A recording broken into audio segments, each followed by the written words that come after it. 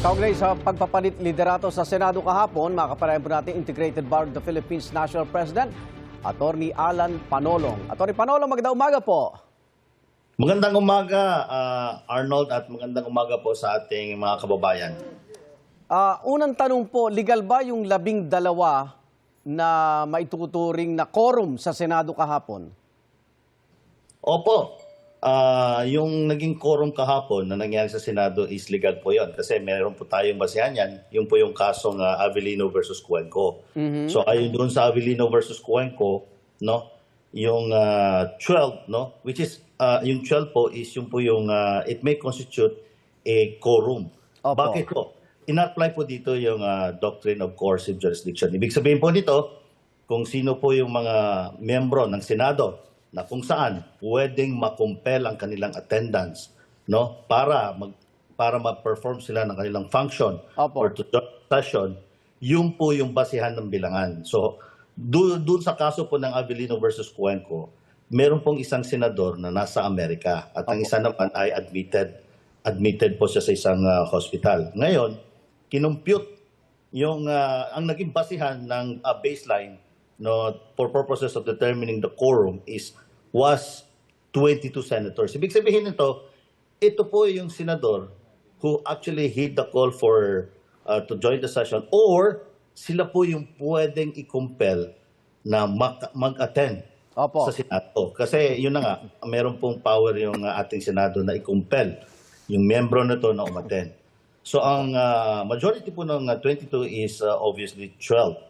So may pagkakaiba kasi nagkakaroon po ng confusion nito kasi yung dalawa po ang contentious issue nito is una is yung pagpapalit ng liderato at pangalawa is yung quorum. Opo. Yung sa pagpapalit ng liderato, maliwanag po yun sa Constitution. Ang ibig sabihin, the Senate President shall be elected by majority of all. Ibig sabihin, lahat ng miyembro ng Senado. Opo. So ibig sabihin kung kung ano ang majority ng lahat ng miyembro ng Senado, yun po ay 13. Opo. So, maliwanag po yun. Kaya nga po yung nangyari noon is while it may be true nagkaroon ng quorum, pero hindi po sila nagkaroon ng election ng bagong Senate President. But what happened was that nagkaroon ng declaration of all vacant positions at si Win Gatchalian was elected as Senate President pro tempore. And in the meantime, he is now acting as Senate President. Tanong, maganda yung katanungan, illegal ba yun? Ang sagot po ay legal po yun dahil meron po tayong doktrina sa ating Philippine jurisdiction na ang nangyaring session, ang nangyaring transaction nung araw na yun kahapon Opo. ay binibigyan ng presumption of regularity or legality. So meaning to say, the only way to prove otherwise ay yung aggrieved party can run to the Supreme Court to question what happened yesterday. So yun po ang sitwasyon po. Okay. So kung acting president si Senator Win Gatchalian, dahil kailangan 13 anong Opo. posisyon ngayon ni Senador Alan Peter Cayetano gayong all position is vacant? Hindi na rin siya Senate President. Miyembro na lang po siya ng Senado. Okay. Kasi if you watch the proceeding, no? Opo. If I'm not mistaken, it was Senator Tito Soto, the former Senate President, no? Opo. Who actually called for the declaration of the vacancy of all the positions. So yun nga po, hanggang doon lang po yung naging kakayahan nila na Opo. ma-declare yung proceeding, no? At all the positions vacant. But as far as election of the new leadership, nung pag-elect po ng bagong Senate President, hindi po nagawa dahil very strict ang ating Constitution. Ang sinasabi sa Constitution, 13. kailangan majority of all its members. Kung ang composition po ng ating Senado is 24. Ang majority nun is 13. Okay, pero paano ipapaliwanag? Ang bilang ba kahapon talaga 22 dahil yung isang senador nakakulong, yung isa pugante? Opo, kasi unang-una, si Senator Jinggoy is under custody of another branch of government, no? Yung Opo. sa Sangguniang Bayan po, no? Si Senator Boto, let's go back to Senator Jinggoy. So the Senate cannot compel his attendance Okay. to the Senate because there is a legal impediment. Opo. Si Senator Bato naman po, the whereabouts of Senator Bato is not even known. So paano mo i-compel yung attendance ng isang senador na hindi mo naman alam kung saan siya mahagilap. Hindi nga natin alam kung nasa bansa nga ba or pwedeng nasa ibang bansa rin. Opo. So that is why ang naging basehan, naging baseline ng kanilang counting is 22 instead of 24. So dapat manawagan uli sila kay Senator Bato na pumasok uli sa Senado. Baka magkaroon tayo ng another surprise. Hindi po natin alam yan, Igan. Okay. Pero po na ni Senador Pia Cayetano, ito po, Attorney Panolong, hindi raw pwedeng i-cite yung naturang kaso na nabanggit nyo, no? Dahil iba raw ang specifics nito. Oh, well, we respect the opinion of Senator Pia Cayetano dahil isa rin po siyang batikang abogado.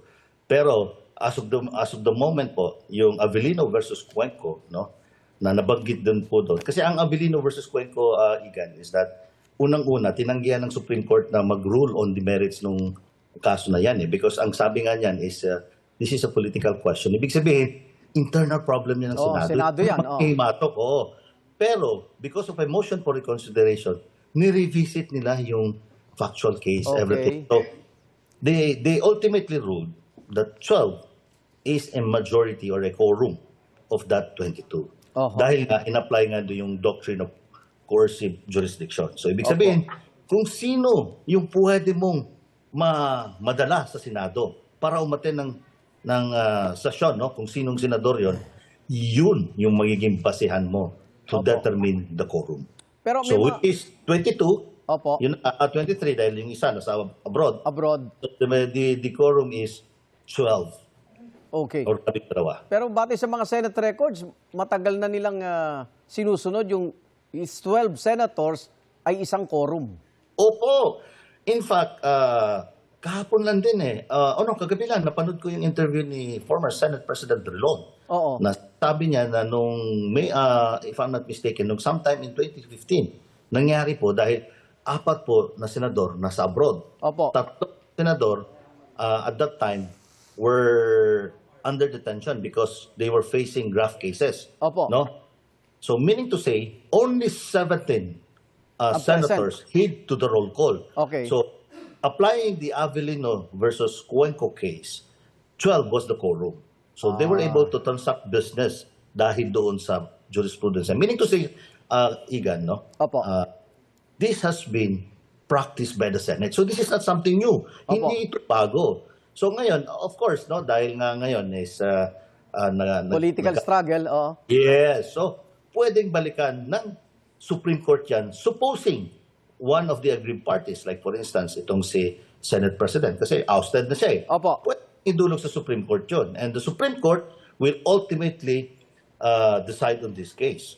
No? Kasi pwedeng hindi natanggihan ng Supreme Court to dahil under the 1987 Constitution, expanded na yung power ng judiciary. That is to determine whether or not there has been a grave abuse of discretion amounting to lack or excess of jurisdiction in any government, agency, or instrumentality.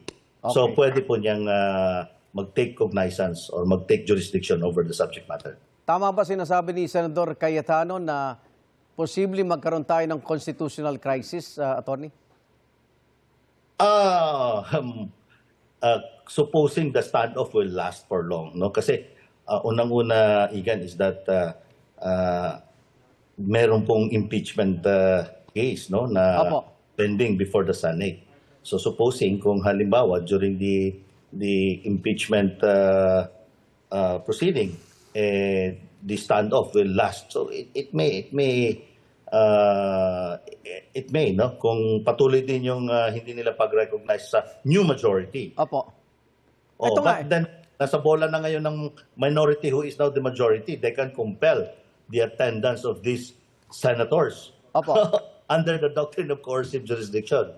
Opo. Isa na lang po, ito, habol ko lang po. Kasi ngayon may scheduled na Blue Ribbon Committee hearing. Maaari bang mag-proceed yung kampo ni Senator Cayetano sa kabila na may schedule na sa Lunes yung bagong majority? Magandang katanungan yan. Ang problema, wala na sila sa liderato.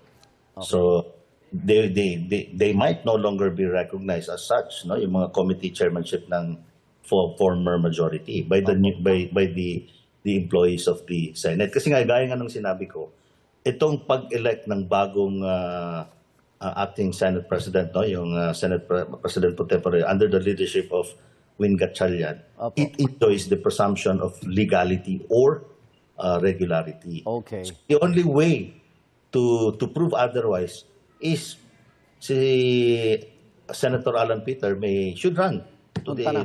Supreme Court. Supreme Court, yes. Okay. Para ma-ventilate. So it wouldn't be good. Alam nila to eh. Abogado rin, batikang abogado rin si Senator Alan eh. Oo. So it won't do good, no, for the image of the Senate. Medyo apektado na nga yung integrity ng Senado eh. Madadagdagan pa dahil dito sa mga issues which can be properly trashed out in a proper forum, which is the Supreme Court. So, para sa akin, mas mabutihin siguro hindi na lang ipatuloy kung ano man yung gusto nilang gawin ngayon. Dahil, yun na nga, they are no longer the controlling. Opo. Maraming salamat, IBP National President Attorney Alan Panolong. Ingat po kayo. Mabuhay po tayong lahat. Mabuhay kay God. Maraming salamat.